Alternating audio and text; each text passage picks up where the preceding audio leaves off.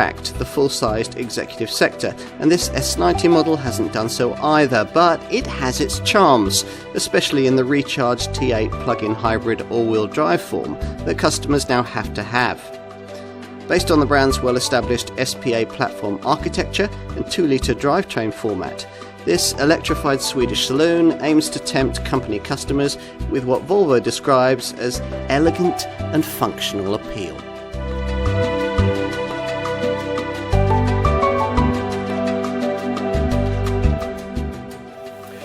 One thing's pretty certain. If you're a typical business buyer looking at a full-sized executive saloon, you probably won't be considering this one, Volvo's S90.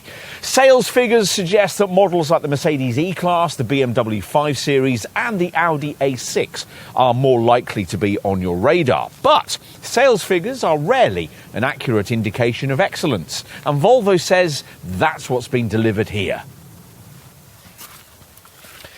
Other brands have tried and failed to upset German dominance in this sector, Volvo being one of them. The brand certainly wasn't much of a segment player back in the 90s when it campaigned with the old 900 series, an archetypal old-fashioned big Volvo, renamed S90 in its saloon form just prior to the end of production in 1998. Two subsequent generations of that car's S80 saloon replacement, launched respectively in 1998 and 2006, didn't do much better, but hopes were higher when the S90 badge was revived and this current design first appeared in the showrooms in 2016.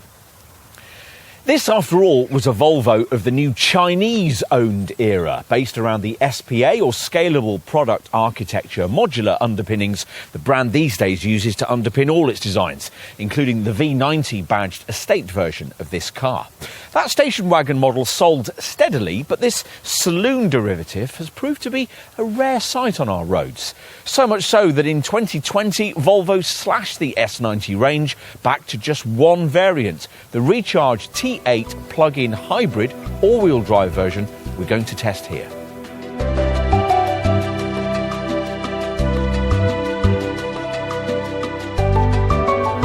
This S90 uses Volvo's more powerful T8 plug-in hybrid powertrain with 455 horsepower on tap, unlike the plug-in version of its V90 estate stablemate, which uses the 350 horsepower T6 setup.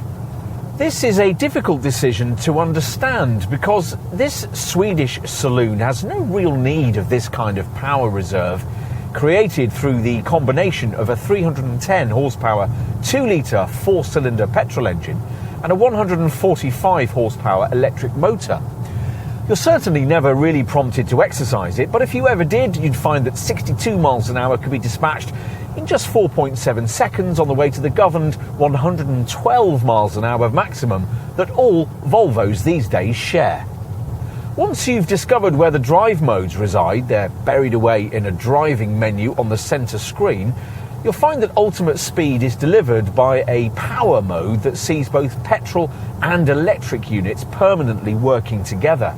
Alternatively, there are three other drive choices: a hybrid setting that sees the two power sources cutting in and out as necessary, a constant all-wheel drive mode that gives you permanent 4x4 traction, and a pure setting that only uses the battery power and can take you up to 54.7 miles, way more than most people's daily commuting distance on a single charge.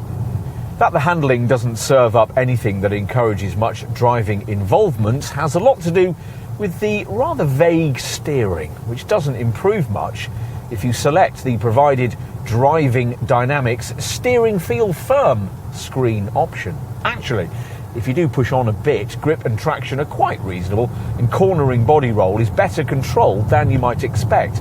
But if you wanted a sports saloon, you wouldn't have chosen an S90 anyway. So it's best instead to settle back and enjoy the super smooth 8-speed auto transmission and this Volvo's unruffled poise and exemplary refinement. There's no adaptive damping system, and that's disappointing because you'd ideally want it in this car. The extra weight of the plug-in hybrid powertrain has robbed the S90 of the supple suspension feel we remember it delivered in the un-electrified versions available at the original launch. Compensation for likely buyers, though, may well lie in this S90's potential for a degree of highway-orientated autonomous driving technology, thanks to its standard pilot assist system. This is a setup that at cruising speeds of up to 80 miles an hour can effectively drive for you. It's able to take care of the steering, throttle and braking on major routes, reading the white lines on the road and keeping you firmly between them. As with the Mercedes version of this system, you have to keep your hands on the steering wheel for the system to be operable. A piercing beep admonishes you if you let go of it, reminding you of the safety first remit that governs so much about this car's design. And if you're a potential buyer, that's exactly as you'd want a Volvo of this kind to be.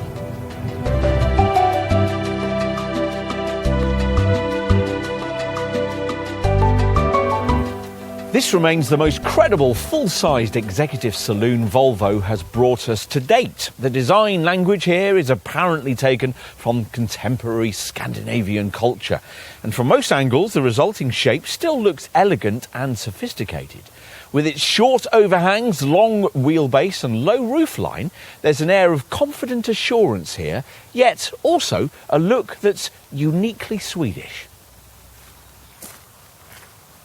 Visual updates to this more recent S90 model turn out to be minor. Restyled front fog lights, a fresh spoiler design and a revised lower front bumper. Otherwise, the look of this car remains as before, the front characterised by a concave grille, apparently a homage to the Volvo P1800 that's home to the brand's distinctive Iron Mark logo. The T-shaped Thor's hammer lights are recognisable from the XC90 and deliver a powerful sense of direction that makes this car unmistakable on the road. Move to the side and you can better appreciate this strong shoulder line, just about the only thing that visually connects this car to its far less stylish S80 predecessor.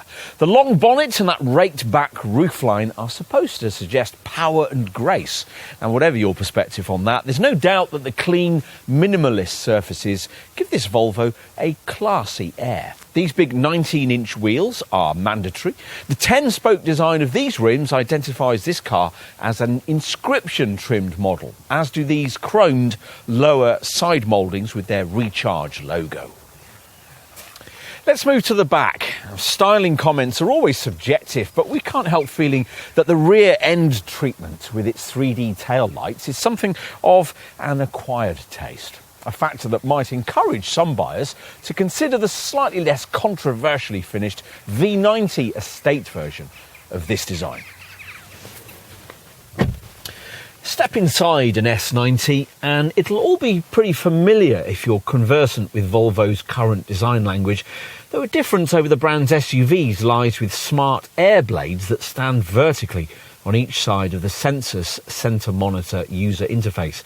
This tablet-like 9-inch touchscreen plays a key role in creating an interior that remains modern, spacious and uncluttered. Changes made to this updated model are minor, restricted to detail stuff like the availability of an exclusive tailored wool blend for the upholstery if you don't want this beautifully stitched leather. You'll glimpse more high-tech screen technology through the 3-spoke multi-function steering wheel, where the binnacle houses a 12.3-inch progressive driver display screen, which can show almost full-width navigation mapping as one of its 2 customisation options. There's also a standard head-up display. The rest of the cabin feels pretty high-end, immaculately made and full of premium touches like this diamond-cut start-stop control switch and the slatted cover for this centre dash compartment. This top inscription variant features wood inlays. We've got pitched oak here, and if you look around, the intricate detailing continues. Carpets inspired by thick Swedish rugs, interior colours influenced by the Scandinavian landscape, and superbly comfortable seats that can be specified to heat, ventilate or massage you with power adjustable side support and front cushion extensions. And through it all, charismatic little signs of brand heritage are never far away. The little Swedish flag sewn into the driver's seat stitching and the since 1959 legend on the belt buckle reminding you who invented the 3-point belt. All-around visibility is fine, and you can improve your backwards view by activating the rear seat headrest fold option on the centre screen. let's take a seat in the back then. Now, given the extra body length that this S90 enjoys over some of its rivals, you'd expect it to feel pretty spacious back here, and by and large it is. A clever design of front seat back, further freeing up leg and knee room for rear seat folk. As is unfortunately quite common on cars in this class, you'll struggle to accommodate 3 adults over longer distances because of this very prominent centre transmission tunnel. 2 folk, though, should be very comfortable indeed, and they're provided with this neatly designed central armrest incorporating pop-out twin cup holders. Volvo's finally got around to installing a couple of USB-C ports in the back, plus there are luxury touches like side window blinds and an automatically extending rear sun curtain. You can also add heated seats. We'll finish by taking a look at the cargo area. Now, the power-operated boot lid rises to reveal the welcome news that trunk space isn't as restricted by the plug-in hybrid system's battery as it usually is with PHEVs. The conventionally engined S90 we tested back in 2016 had 500 litres of capacity. This car has 461 litres. There are a few compromises though. Lift the floor and there's hardly any space for anything except some rather unsightly cabling, which is why this recharge version has to do without the old conventional model's spare wheel. Still, the boot itself is deep and usable, with a recess to the left, bag hooks on both sides and a 12-volt socket on the right. Volvo's prioritisation of safety is evidenced by this first aid kit tray on the right and the warning triangle in the boot lid. There's a ski hatch so that you can push longer items into the cabin, and if you need more space, there's a power folding rear seat backrest.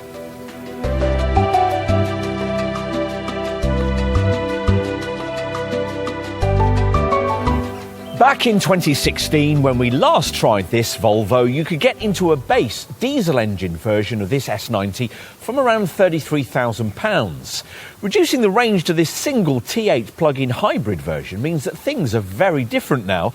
Prices starting from around £58,000 for the base R-Design spec version, and you'll need around £800 more for this top inscription version. So think around £60,000 once you've added a couple of options.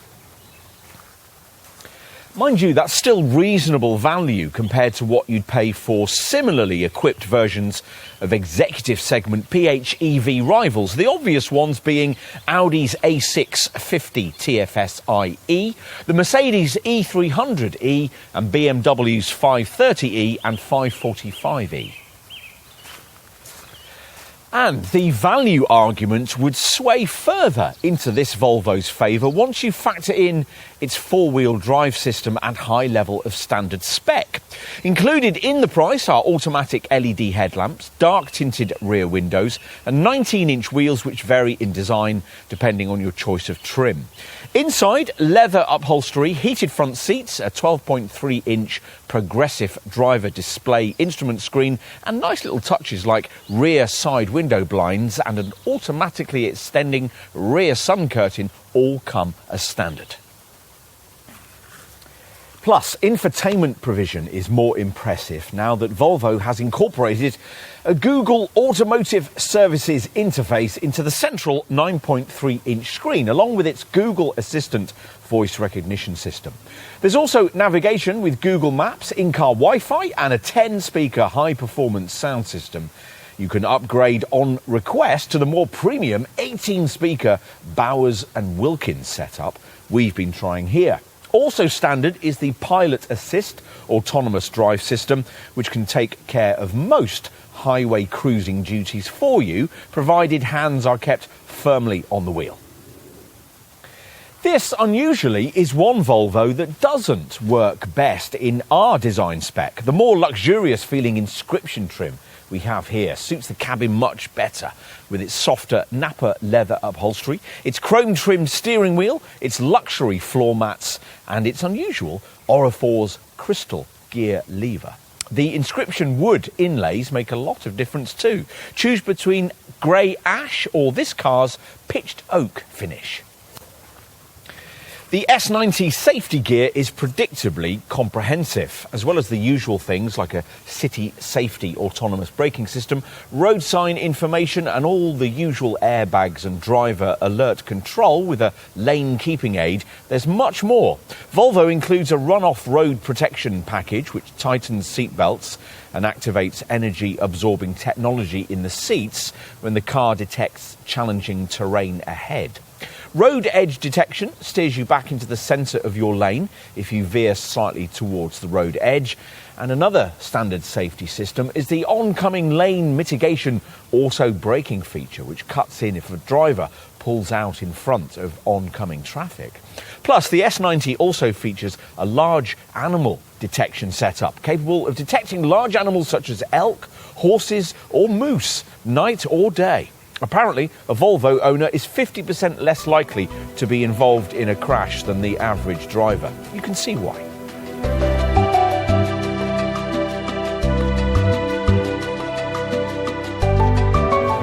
This Recharge plug-in S90 achieves an EAER-rated all-electric driving range of between 31.7 and 54.7 miles, though you'd only approach that if you limited yourself to the car's pure all-EV mode and regularly engage the auto gearbox in its maximum regenerative B setting, rather than simply slotting it into D. The centre screen also provides some battery usage options that allow you to hold charge until urban driving you might need to undertake later in your trip, or charge the battery from the engine while you're driving. As for the Wltp fuel and CO2 stats, well, the official figures are up to 104.6 mpg and between 19 and 61 grams per kilometre. The important thing, of course, is that the government believes the Fantasyland CO2 stats, so business users will be able to write down as much as 100% of the cost of an S90 T8 against their tax liability. And thanks to a BIK rating of 7%, a 40% taxpayer could be driving this variant while incurring a BIK tax bill of no more than around £100 a month. If you're a business buyer browsing in this segment, these are figures that'll reward a bit of thought if you're just about to blindly sign on the dotted line for a conventional 6-cylinder diesel model from a rival brand. As with any plug-in hybrid, there's little point in purchase unless you establish a regular recharging regime for the battery pack, which in this case is 11.6 kilowatt hours in size. Customers will be able to buy a wall box from Volvo that will charge their cars on 16 amp power in about 2.5 hours. If you're out and about and find a 10 amp public charging point, the charging time will be slightly longer, 3.5 hours, while connecting up to a normal domestic 3-pin 6 amp supply will take 6 hours. What else? Residual values, well, they're key in this segment, of course, and you'd expect those of a big, relatively expensive Volvo luxury saloon to lag severely behind the kind of figures you could realise in a rival BMW or Mercedes. You'd be wrong, though. The S90 is selling here in very restricted numbers, and that, along with this model's many other attributes, has turned around Volvo's performance in the executive sector when it comes to depreciation, to the point where independent experts reckon that after the usual 3-year or 60,000 mile ownership period, you'd get 38% of your original purchase price back, depending on the trim level chosen. That's pretty close to the kind of return you'd get from rival German models. The centre screen has a selectable service option which shows you how many days remain before the car's next maintenance visit, and the useful Volvo On Call app can be programmed to autonomously realise when a service is due, then automatically book it for you at a dealership of your choice. You can also set up remote diagnostic capability that enables a workshop technician to remotely read data from your car.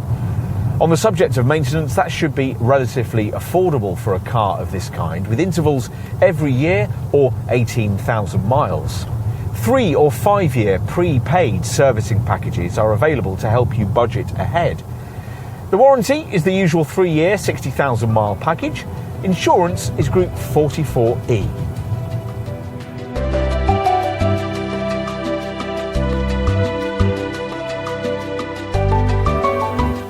Is a Volvo rarer than a Ferrari? But it doesn't deserve to be. In this S90, the brand has a properly credible and rather charismatic flagship saloon that will complement the discernment of the relatively few business buyers likely to choose it. This car's reach will be severely curtailed by the restriction to plug-in power, but if that's what you wanted anyway from a saloon in this segment, and your priorities lie with comfort rather than sportiness, then it's worth a look. Inside, there's properly distinctive luxury rather than merely the kind of upgrade from a smaller, cheaper model that rivals offer. Sure, not everyone will like it, but then there won't be enough S90s imported to satisfy everyone anyway. Those who do choose this car can justify their decision not only on the basis of wanting something different, but also through a range of more foundational attributes, things like impressive levels of standard equipment, class-leading safety, and a very high-end quality cabin feel, all combined with a rather unique blend of performance and efficiency. It's all quite unexpected, from a car that may well make you rather like the unexpected.